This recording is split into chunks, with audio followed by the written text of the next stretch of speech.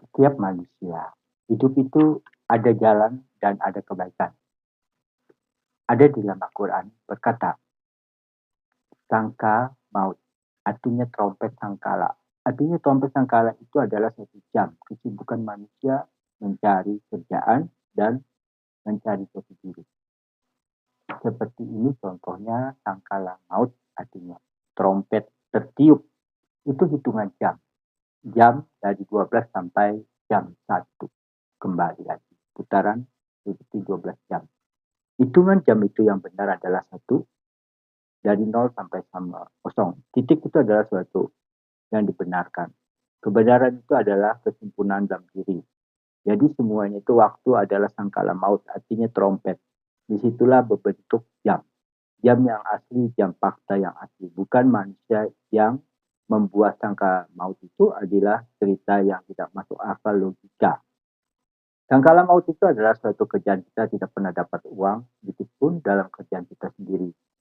Artinya kita capek dalam diri kita sendiri, tidak bisa berusaha dalam mandiri. Mandiri dalam kehidupan itu adalah suatu keindahan di dalam diri kita. Setiap manusia ada jalannya, setiap manusia ada jalan langkah kakimu. Tidak ada suatu sangka maut itu datang, sangkala trompet. Apakah Tuhan itu tukang tiup trompet? Tidak mungkin. Apakah Allah itu tiap-tiap tiup trompet? Tidak mungkin. Semuanya itu cuma rekayasa, cuma cerita dongeng aja. Setiap manusia hidup adalah suatu kebenaran, bukan suatu dongeng, bukan suatu cerita yang fakta. Kalau kita cerita fakta, ceritalah fakta yang ada. Setiap cerita itu pasti ada hikmahnya. Setiap hikmah pasti ada kebaikan. Kebaikan itu adalah jalan manusia yang sempurna, bukan jalan manusia menciptakan manusia. Manusia sering diciptakan, kenapa? Akibatnya dari dongeng ke dongeng, dari kuping sampai ke kuping, sampai ke mulut. Sama, orang berbisnis juga. Berbisnis barang antik yang dikatakannya barang gaib. Barang gaib itu tidak ada sebenarnya, barang yang asli itu tidak ada, barang keadilan itu tidak ada. Itu cuma rekayasa semuanya manusia. Manusia itu bisa rekayasa karena manusia itu tidak sempurna dan abadi. Keabadian itu adalah milik kita sendiri atas nama ibu kandung dan ayah kandung. Sempurnalah diri kamu seperti manusia yang nyata.